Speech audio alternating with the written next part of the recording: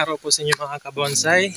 So nandito po tayo ngayon sa bukid namin para magtanim ng Argao Taiwan. So ito po yung Argao Taiwan. Yan.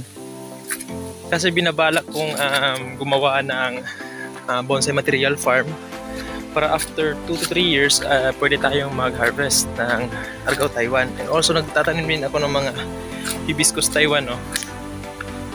So yan yung Argao Taiwan natin. Punta lang tayo dun sa taas. Doon tayo sa taas magtatanim. So guys, nandito tayo sa spot, no? Kung saan tayo magtatanim ng Argao Taiwan. So yan yung spot na pagtataniman natin. So kukuha muna tayo ng bareta, no? Para pang pagkuha ng lupa. Pambutas. Tara. Ang bara. Aday. Yan. Tara. So, ito yung bara natin. Tatanim natin to. Sama ko pala yung tatay ko. Nandun. De! Aka! Asa ka? Sige. Nahanap niya si Carlo. Yung caretaker ng lupa. Tatanggalin na natin to sa kanyang pinagtaniman, no? Meron siyang plastic.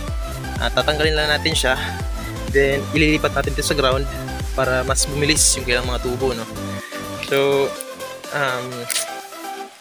lagyan lang natin yung camera. Magklaro ang tanong.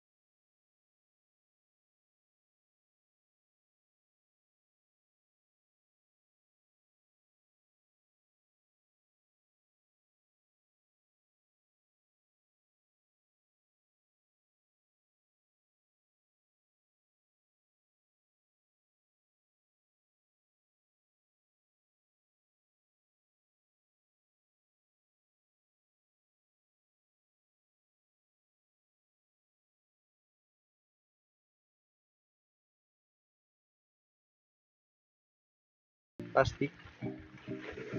Yan. Focus mo, pare. Yan. Makita nyo yung mga ugat, oh. Marami ng ugat. So pwede na siyang itanim. So videographer nga pala natin yung tatay ko. Shout out sa pogi kong papa. Pogi. Kung niwala, pogi yan.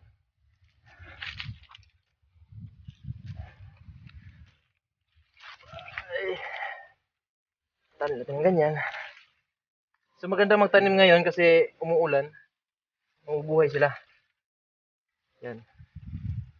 Lagyan natin ng kahoy para hindi nila ma-disturb yung pinagtanim natin.